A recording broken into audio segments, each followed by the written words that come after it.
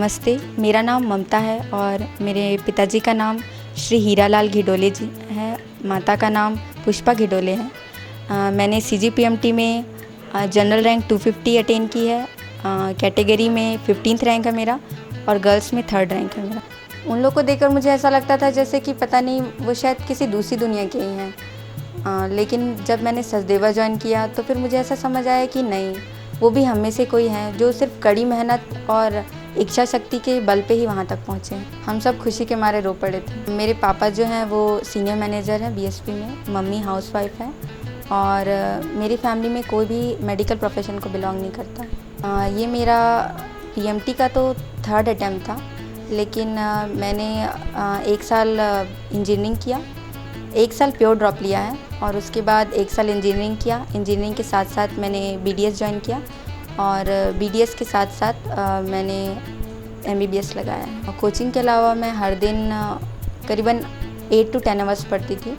विषयों को पढ़ते समय फ़िज़िक्स को लेकर मैं ज़्यादातर कंसेप्ट पे ध्यान देती थी। जैसा कि सर सचदेवा में हमेशा मेरे को बोलते थे कि ज़्यादा क्वेश्चंस करने से फ़ायदा नहीं होता है, ज़्यादा कंसेप्ट समझने से फ़ायदा होता है।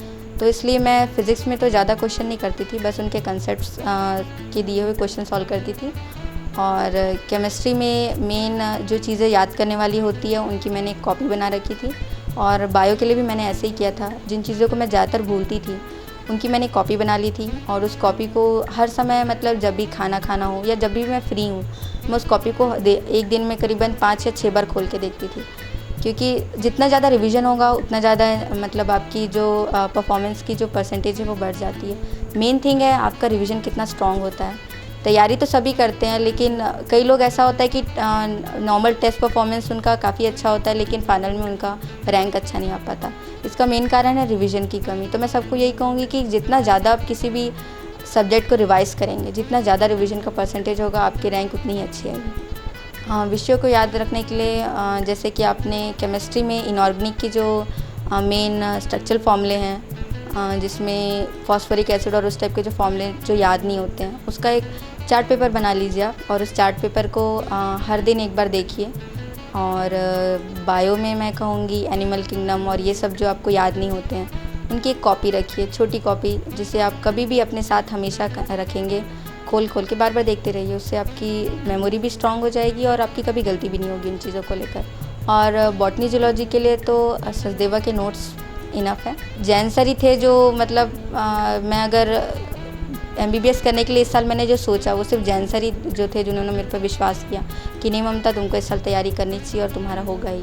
इसलिए मैं जैन सर का भी बहुत बहुत धन्यवाद करना चाहूँगी। लग रहा था जैसे कि मैं शायद डेंटल करते करते ही अपनी लाइफ गुजार दूँगी, लेकिन फिर एक दिन मैं जैन सर से मिली। जैन सर ने मुझे बहुत प्रमोट किया कि देखो जो इंसान का ड्रीम होता है उसको पाने के लिए मतलब इंसान जीता है।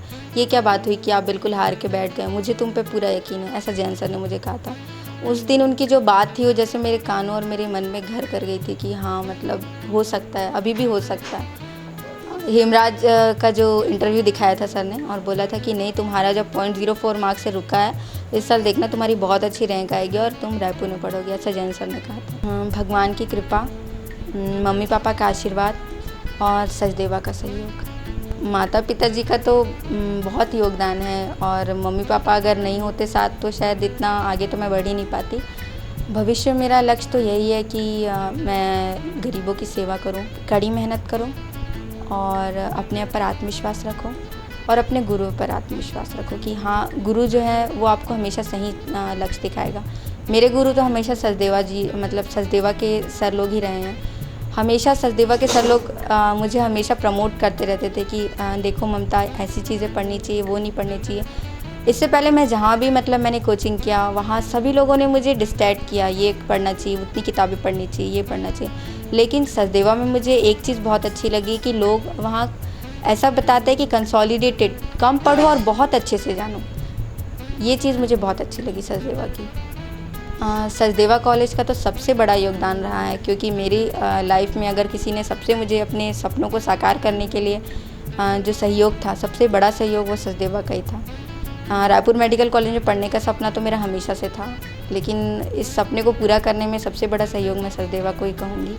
क्योंकि सचदेवा में हर कोई, मैं ऐसा नहीं कह सकती, इवन मतलब हर कोई रिसेप्शन में बैठने वाले सर से लेके हर कोई वहाँ इतना सपोर्टिंग था कि नहीं, स्टूडेंट को स्टूडेंट की तरह नहीं, एक बिल्कुल ऐसा लगता है परिवार है सचदेवा में पढ़ने से। हम लोग को कभी लगा ही नहीं कि जैसे मैं किसी कोचिंग इंस्टीट्यूट में पढ़ रही हूँ।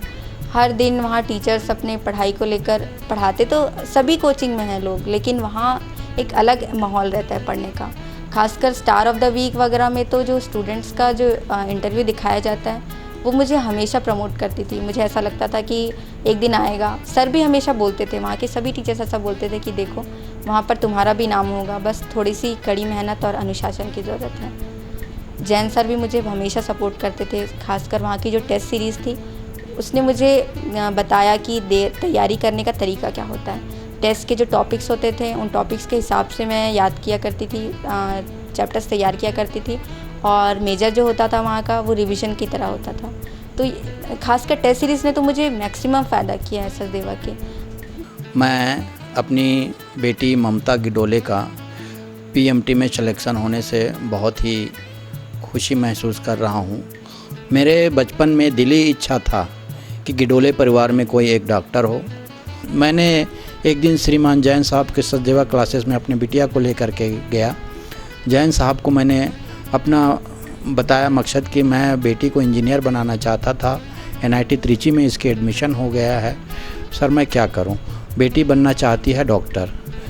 तो जैन साहब ने बताया, एक वीडियो क्लिपिंग दिखाया, और उसके बाद में मुझे ऐसा समझ में आने लगा कि बच्चे की जो चाहत है उनको पूरा करने में माँ बाप का सहयोग होना चाहिए। इसी उद्देश्य को मैंने वहाँ जैन साहब के कहने के हिसाब से माना, और उनके जो मेडिकल के फील्ड में सचदेवा कोचिंग जो है वो बहुत ही अहम भूमिका निभाया। श्री जैन साहब के कहने पर ही मैं ज्वाइन कर लिया सचदेवा कोचिंग। अपने बच्चे को ज्वाइन करवाने के बाद मुझे ऐसा लगने लगा कि ज़रूर बहुत ही एक अच्छे मंदिरों में मैंने अपने बेटी को एडमिशन दिलवाया है। मेरा सपना ज़रूर साकार करेगा जैन साहब जी और सचदेवा कोचिंग। यही सपना लेकर के मैंने पढ़ाया, और आज मैं अपने मकसद में कामयाब हो गई मेरी बेटी। और मुझे इतना खुशी हुआ कि मैं तहे दिल से शुक्रगुजार हूँ श्रीमान जैन साहब का, उनके संस्था और उनके खास करके जितने भी सहयोग रहे हैं जो इनको पढ़ाए हैं, जिन्होंने भी मेरी बेटी की मदद किए हैं, इतने मैं उसका तहे दिल से शुक्रगुजार करता हूँ। धन्यवाद। सवारे जिंदगी का